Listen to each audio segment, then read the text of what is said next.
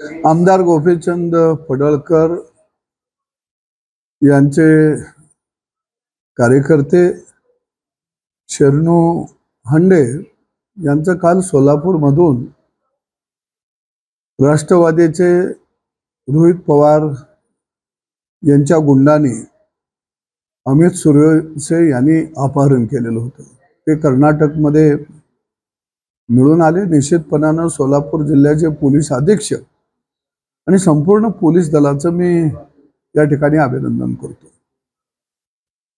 गुंडागर्दी कुठं चालती, अपहरण कशा पद्धतीने होतात, खून कशा पद्धतीने होतात, भ्रष्टाचार कशा पद्धतीने होतात, याचं एक मोठं विश्वविद्यालय चे आदरणीय शरद पवारांच्या नेतृत्वाखाली आता सध्या रोहित पवार चालवत आहेत।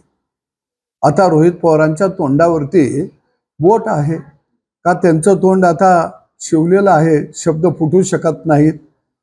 हा कार्यकर्ता कुणाचा? गोपीचंद पडळकर यांच्या गाडीवरती हल्ला झाल्यानंतर त्याचा सत्कार रोहित पवार यांनी केलेला होता। म्हणजे या राज्यामध्ये गुंडागर्दीला खत पाणी रोहित पवार आता तुम्ही घालत आहात।